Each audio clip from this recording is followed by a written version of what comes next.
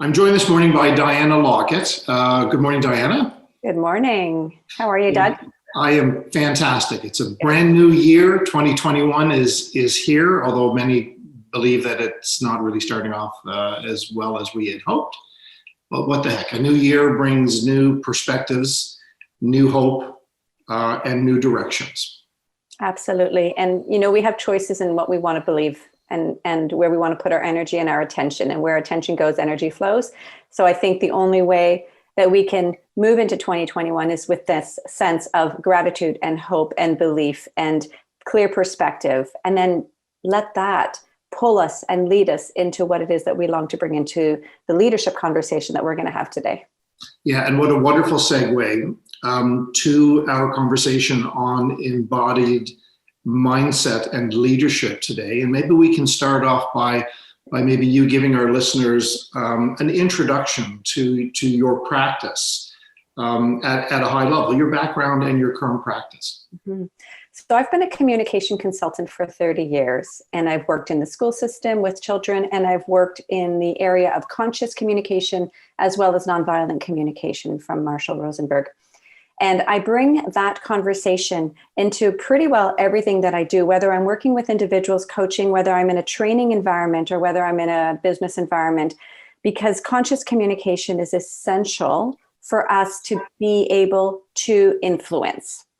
And then about 10 years ago, I started doing some different work. That's what I would call more embodied work, which is not just thinking about what are the words I'm going to say and how am I going to say them to be able to influence, but the embodied work, the embodied mindset leadership, and the way I call it when I'm coaching is embodied consciousness, is we move into really understanding what is happening in our bodies. Because if I can't understand how I'm feeling when I'm feeling stressed or tensed or anxious or angry or sad or whatever it is, if I don't understand that in my body, then I'm not going to pick it up when it comes up.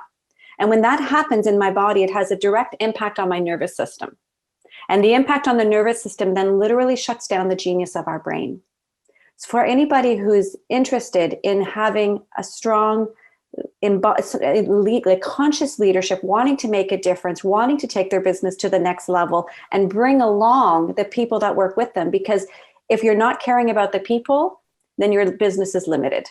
So anyone who wants to bring people along and build leadership from this place of intention and consciousness and clarity, then it's critical that they be able to understand how their body feels in any moment, how that interprets into what they're believing, what they're thinking, what their perspective is, what their thoughts are, and then be able to pivot based on what they're recognizing in themselves to be able to address any situation with kindness, with curiosity, with strong knowing, and we call that personal mastery, right? It's a constant back and forth between something happens from another. Maybe I got a text message, an email, someone said something, and it bounces towards me.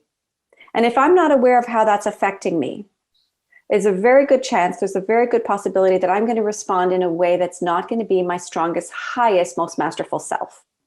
So I take the information as it bounces to me, it lands in me, and I get to feel it. And when you do this practice, it takes, 10 seconds, 5 seconds to do this. And then we get to pause. And one of my favorite teachers, Lisa Nichols, says, in between birth and death, there's the dash.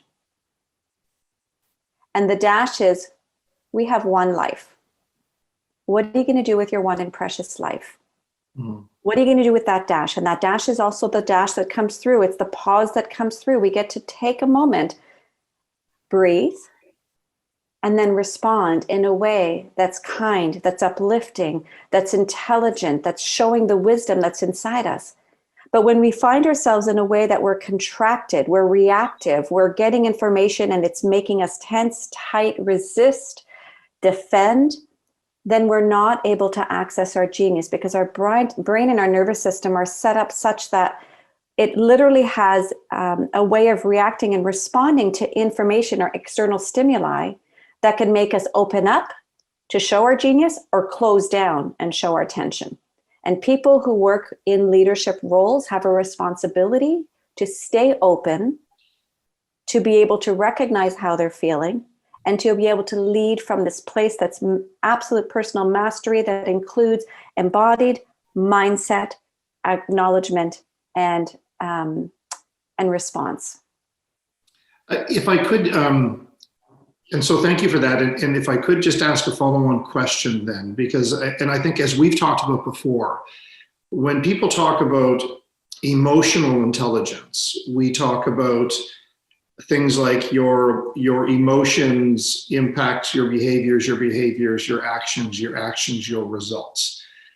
Generally, when we talk about EI, that keeps me out of trouble. People generally accept that. If I'm understanding your frame on this, is it as simple as the fact that you're putting body in front of emotions? So it goes from body to emotions to behavior to actions to choices, that if we're not looking after ourselves personally through our own physiology, that is, because you've used terms like, tight, stress. Am I off base or am I on target with my interpretation of putting body to emotion first? Absolutely. It's exactly what I do. So body is soma. Soma is body. So we call it somatic work, so that you move into the body, and instead of attaching a label to it, so an emotional label is a label, and the label comes from the mind. And in emotional intelligent work, there's usually 4 identified emotions: sad, happy, mad, and scared. Those are the 4 main emotions that everything else seems to stem from.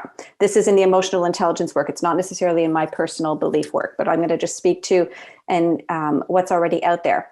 And so when we identify those feelings, what happens when we identify a feeling and we put a label on it, it kind of can hook us.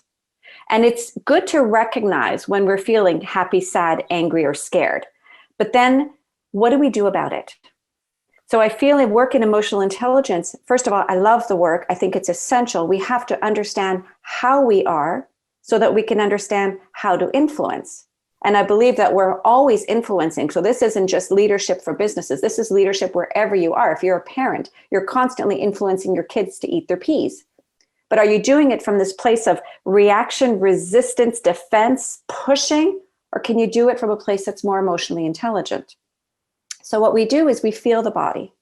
We literally take 5 seconds, feel, oh, wow, my stomach is turning. My stomach is getting really tight in knots. My shoulders are tight. My hands are clenched.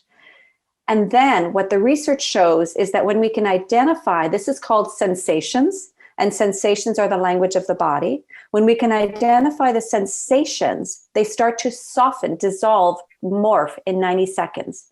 Versus if we identify a label, angry, it literally can trigger more anger. So I feel like we have to put the somatic work, the body work first, and then we move into, wow, I'm noticing, my shoulders are tight. I'm noticing anger coming up for me. And my response to anger, now my shoulders are getting even more contracted or my hands are getting more tight. I'm going to take a breath. That breath starts to soften. And if you think of the nervous system like a garden hose, and when we have strong emotional reactions and any trauma, drama in our past growing up that we haven't digested or worked through, which is most, because let's just put it out there that most parents didn't have the capacity to deal with drama and trauma as kids were growing up because they're dealing with their own drama and trauma. So our nervous systems literally get kinked, they get shut down, and our life force gets shut down. Well, our life force is our energy, it's our passion, it's our purpose in life. And now we take this into leadership conversation, and we have leaders leading from a very contracted, diminished life force place. And it becomes a very heady experience where they have strong beliefs, they're in a control environment, trying to control things, which then further shuts down the nervous system. And we have this snowball effect of leadership that can become very toxic. It's my way or the highway. And so what I really want to help empower organizations to do is to come into a place where their coaching is collaborative, where the leaders are here to empower other future leaders, where they create an environment where it's safe to fail, because if it's not, then you're not going to get the most genius. You're not going to have the most creativity and innovation from your employees if they know that failure is not an option. They're going to literally put a stop sign at that next brilliant idea because it might not fly. So we move, let me come back to the embodied, the soma. We move into the body, we notice what's feeling in the body, what's happening. And then we can start having this bouncing back and forth between the body, judgments, reactions, beliefs, thoughts, and then noticing how they impact the body again. So it's a constant back and forth, and we call that integrated awareness. So my belief is that emotional intelligence really works at the mind level of awareness, and I'm bringing in the physiological, the body sensations in an integrated way so that we can become responsible, so that we can start to recognize that what that other person said or did in that email, the way that I'm perceiving it may not be true, but wow, is my body ever reacting to it? I need to take a breath, because that's the medicine. The remedy is take a breath, and maybe then go and have the difficult conversations. The conversations that says, when I read this, this is what I imagined. Can you clarify for me what you meant? Or you don't even have to say your first part. You just say, I'm not sure I understand what this means. Mm-hmm. Is there something that I need to fix here? Is there something that I need to remedy? Is there something that I need to practice? A question for you, because, and I know we've discussed this before as well. Many organizations are reacting to or recognizing the high level of stress that exists within their people, their leadership, their organizations. There's been a prevalence of wellness programs that have been surfacing in different ways. I've always been intrigued by whether or not those wellness programs are actually creating the foundational change that's required to really embody people in both body, and spirit, and even intellectually. When you think about many of my clients are professional services. What are your thoughts on traditional corporate wellness programs? Are they working to support your key messages, the things that you believe that organizations and leaders need to do, the changes they need to make to get to, that, perfectly optimized leadership position? I think that's the corporate wellness programs are a great start. I think they're essential. And I think there are some people that are doing it better than others. What is important to remember is that when people come to work, they're still people. And they not only come to work with the work stresses, but they come to work with the stresses of their life. And God knows right now, there are lots of stresses, right? We're in the middle of COVID, and everyone's got that added fear, and that creates a stress in the body. And again, I'm going to go back to the stress in the body, shuts down the nervous system, takes people into a state of fight or flight or fear, and then they can't access their genius. So we need to look at not just wellness programs, corporate wellness programs that are trying to undo the stresses of life. And I want to say there's a place for that, and I'm grateful that that's happening. Mm-hmm. And we need to look at how do we promote health and wellness in the workplace and in life? How do we start creating programs that give the opportunity in the work environment for people to have a reboot throughout their day, or at the beginning of their day, or there's the values, the beliefs in the workplace about how can we support the integrated whole person that is here. And so things like having regular practices where people, first of all, come together in celebration. And this can happen on Zoom. Acknowledge each other. People are getting burnt out. People are getting burnt out of Zoom, right? The Zoom burnout is happening. I felt it yesterday. I got off. I was 5-6 hours straight doing podcasts and interviews. And I got off and I said, I need to just turn off my computer. My eyes are fatigued. My brain is tired. It's a real thing. So what do? We have to be able to give people an opportunity to come together, to celebrate their successes, to take breaks during the day. We live in a corporate environment, in a world where breaks aren't even necessarily But not that they're not even welcomed, but I think the busyness of work today is almost become too celebrated. And it's like that. You send an email and it's responded to at 1 a.m. when you sent it at 12:59 a.m. Or someone posts something on Facebook and immediately it's responded to. Like, we're so attached all the time, 24/7. We don't take breaks. I think environments that support taking breaks, turn off your systems. Don't send emails after a certain time of the day. Start your meetings, start your days with practices that are going to help to relax the nervous system, that are going to help to bring out your genius in your people. So things like daily meditations. And a meditation could be just a few breaths together. You don't have to call it meditation. If that sounds too woo-woo in your environment, you don't call it meditation. But I'm going to tell you, I don't have to tell you guys the research on meditation. Go and look it up. It's abundant. Increase creativity, productivity, collaboration, reduce stress time or leave times. Like, it's immense. If you could start every meeting and together just say, let's take a breath. Eckhart Tolle says one breath is an entire meditation, because it literally can transform your nervous system. It can transform your entire physiology, and it can open up the portals to the genius of your brain.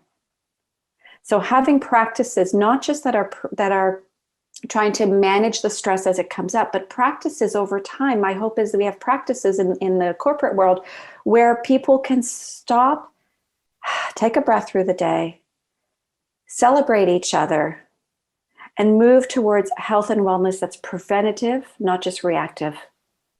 And I know that there are some companies that are doing that, and they're really truly our leaders right now. We need to look for, what are they doing and how is it impacting? We see the impact being, reduce sick time, reduce, time spent in trying to repair something. And again, I've mentioned increased collaboration, cooperation, creativity, increased bottom dollar. Everything is works better when your people are healthier. My coaching, I call it realignment coaching. Realignment means that we come back to our natural state of health and well-being. We weren't born these busy corporate, busy beings. We were born enjoying life. And somehow along the way, we got a message that we need to do, and we forgot how to be. So if we can build some be time, which is just pause, feel your own loving presence, feel the miracle that you are. I'm going to tell you the stats that I always share with every single interview. You're a miracle. Every one of us, every one of you. There's a 1 in 400 billion chance that you would be here today, which is essentially statistically zero, by the way. And you're here. So why are you here? How do you want to feel? What gifts are waiting to come through you to give to the world? How can you start to not only do what you love, because some people are not in that position, how can you start to love what you do? And when you start bringing mindfulness, consciousness and mindfulness are pretty well synonymous, and it comes through taking time in the day to breathe, to feel, to take breaks, to truly acknowledge others, to feel how you feel in the presence of another. Take a moment. This is a practice that I do, super confrontational, super vulnerable, but I'll do it in business work, in business environments. Take a moment, stand in front of someone, and notice how you feel in their presence. So if I do this right now with you, Doug, in this moment, I'm aware in your presence that I feel very calm, very relaxed. My shoulders are starting to drop. I feel a smile showing up on my face. I feel very grateful to be here. And my entire body is softening. And that's one 30-second opportunity to acknowledge how I'm feeling in your presence. That's a beautiful practice to do to start to build emotional intelligence. Mm-hmm. It doesn't start with the label of, I feel happy, I feel sad, I feel angry, I feel scared. It takes a little bit more deep dive work to be able to open up, and the impact on the nervous system, on the brain, on the workplace is enormous. The research shows us that. A question for you, based on what you're saying to me. a good friend of mine, Carl Oxholm at PwC, who has done a lot of work studying Olympic athletes, high performance athletes, and making a parallel to, senior leaders in the corporate world or owner managers of big businesses, to Olympic athletes, to the corporate Olympic athletes. Lots of stress, pressure, expectations for excellence, expectations for results. And certainly we know with Olympic athletes, they focus on their strength, their physiology, in addition to, their self-talk, their mental awareness, their mental strength to push through. And I get a sense that your practice, you live right in the middle of where those two things intersect, where the physiology and your emotional and mental health come together to optimize. Is that a fair representation of the world you live in, at the intersection between the physical, the emotional, and the mental from a broad health perspective, and how that then allows people to move forward to positions of excellence, however they define that? It could just be happy, it could be anything else. Is that a way for me to think about the world you live in and the work that you do? Is that intersection? Or tell me if I'm right or wrong. Yeah, so it is that interception. And so realignment means coming back to that natural state of health and well-being in mind, body, and spirit. So that's the essence of what I do. And so often people are distracted. They've taken different paths, different avenues that don't necessarily let them feel good. So the first thing that happens when people come to me is I ask them, like, what's up for you? How do you feel? And usually I'll be like, I feel fine. I'm going to tell you my acronym for fine, and I'll keep it, I'll keep it clean. F'd up, insecure, neurotic, and emotional. So when people come to me and they say they're feeling fine, I say, okay, we have work to do. Great. And the first thing is acknowledging that. And so now any of my clients, my students, people in my world, if they say fine, they're saying it, owning it. Okay. So I think that's the first thing is we've been taught to put on masks. Can I hear that again? Sorry, I want to hear what FINE stands for again. One more time. The clean version or the swearing version? The swearing version. Fucked up, insecure, neurotic, and emotional. Okay, got it. Love it. I just think that our listeners need to rehear that. That's brilliant. Okay. So I didn't make that up. That comes from a Aerosmith album song. That was Steve Tyler wanted it to be one of the name of the cover of the album. He wanted it to be called Fine. And somebody said, no, you can't do that, too controversial or whatever. So it's on the inside of the album cover. They have a song called Fine, and it's FINE, and they define it. Gotcha. And then lo and behold, I was watching a movie with my son a couple of months ago, a Marvel movie, the Marvel movie. I can't even remember the name of it. And they use that acronym, but they called it fucked up, insecure, needy, and emotional. And both of those realities happen when we're not aware of how we're doing. When we're moving along as busy bees, doing the work that's in front of us without taking the time to check in with ourselves. And it becomes very addictive, the busyness of it. It becomes very toxic, especially in a work environment. And so you talked about, is this where we intersect? Yes. And then I will always bring people back into their bodies. So you're aware of that thought. You're aware of that judgment. You're aware of that emotional label. Tell me what you're feeling in your body. Because when we can feel it in the body, we can start to dissolve. And so we work from the inside up, or the inside out, bottom up, versus traditional like psychotherapy or, and I say traditional because my sister's a psychotherapist and she's not traditional. She's holistic. Her work is very similar to mine. But traditional psychotherapy and cognitive behavioral therapy is change your mind, change your thoughts. Oh, you have that thought? Explore that thought. Is it real? My work would be, oh, you have that thought. How does it feel in your body with that thought? Stay with the feeling. Yeah, I think you're onto something here where I think fine is a 4-letter word. Yes. Are we agreed on that? When somebody says, when you say, how are you? And you're checking in with somebody and they say, I'm fine. Mm-hmm. Then to me, it's one of those words that doesn't really explain exactly where they are, how they're feeling. It's an escape. It's an easy answer. It's that a mask. Always has to be explored. It's a mask. Yeah. That always has to be explored. So when you say fine, what do you mean? That's the sales leader in me would always want to explore that. What's behind the word fine? So yeah, I see it as a mask. I think that's a great way to frame that word. It can be powerfully destructive. It can be. And instead, what if we asked a question like, what are you grateful for today? Or, you know, what do you need today? What do you need to be successful in your day today? What do you need to be seen, to be heard? What do you need for connection?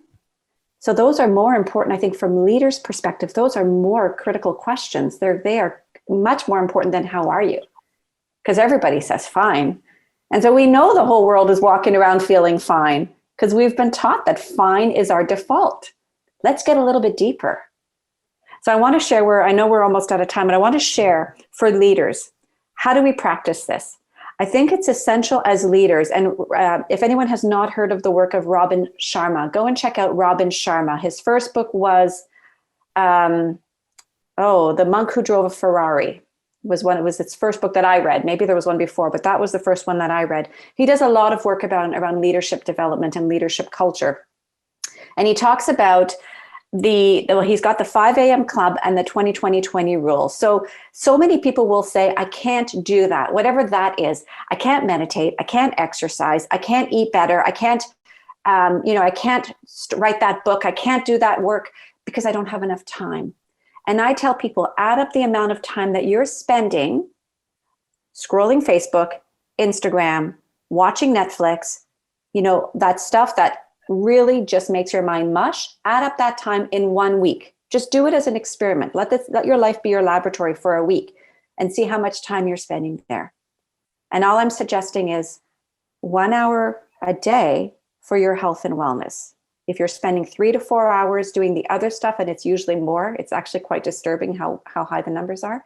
1 hour a day, where the 20-20-20 club is you wake up in the morning, and I practice this every day. I know not everybody will be able to. If you have young children at home, it's probably not going to be possible. But every day I wake up and I start with a gratitude practice. And it might be that I journal, or it might be I wake up and I say, thank you, thank you, thank you. And sometimes it's thank you for giving me this day. Thank you for continuing to give me my breath.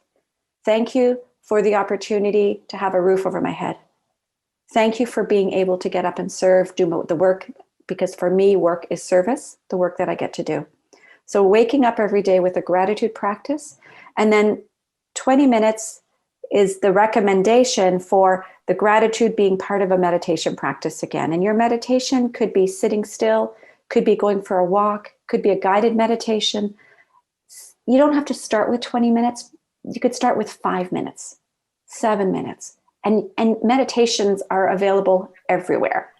You don't have to ask, how do I meditate? There are meditations everywhere. So gratitude, meditation, and then you can bookend your day with that. Bookend your day. So the way you start is the way you end. And that creates the possibility to start the next day the same. Mm-hmm. And then the other 20 minutes, typically it's 20 minutes of meditation or journaling, 20 minutes of movement, and 20 minutes of learning.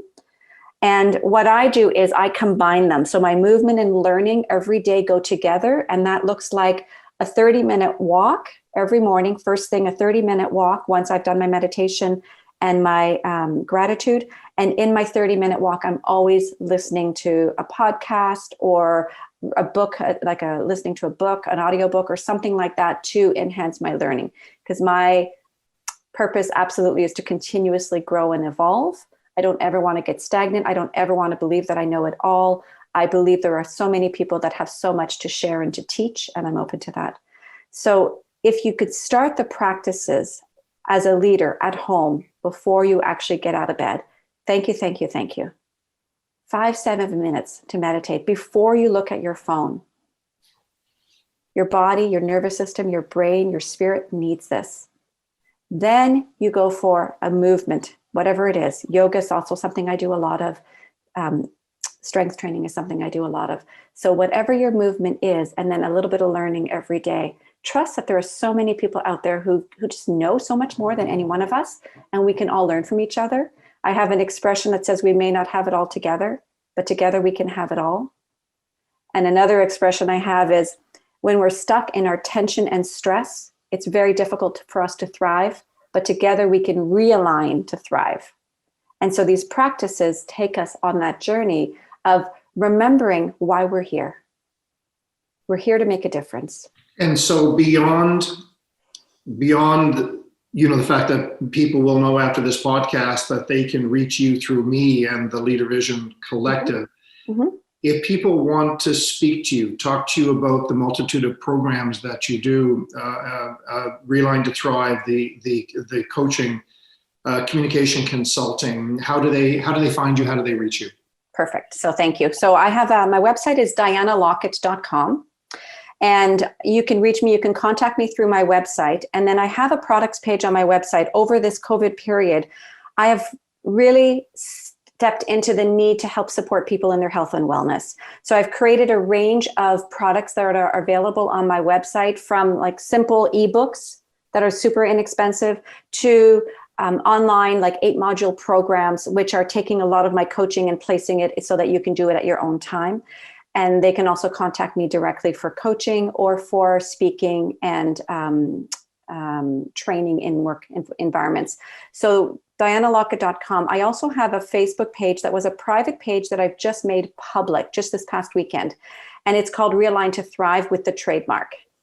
And in that page, I'm going to post a lot of leadership tools and strategies. And I'm also going to be doing several interviews a month, and the interviews are called Realign to Thrive with Facebook Live. This is my, I'm not ready to do podcasts yet, but I want to do live interviews, and it's going to be with heart-centered leaders who are recognizing that they really want to make a difference in the world, that their purpose, their mission, their passion is not about the bottom line dollar, which is going to come when you live on purpose, by the way. It's about really finding a way to help empower people to make a difference in the world. So I'm going to be hosting that. So I look forward to doing that over the next couple of weeks and months. In a world that's desperate for purpose, something tells me you're going to be a very busy woman and professional. Thank you. Diana Lockett, thank you so much. What a pleasure. I always have this sense after speaking to you that I'm not doing enough. I'm not doing enough for me, and I'm not doing enough for my family. I'm not doing enough for my team. You always inspire me to say there's a lot more that I can be doing. Thank you. And I can start to be doing more. Thank you. And I do want to say we can all always be doing a little bit more, right? And we all slip. We all forget. I call it, we wake up. This is a moment of waking up for you, Doug, and then we go to sleep. And I also want to end by saying, you know what, everybody, these are not normal times, and we are all doing the best we can. And whatever you're doing is enough for now. And then you have a choice to make choices and decisions moving forward. So thank you very much, Doug. Okay. Thank you, Diana.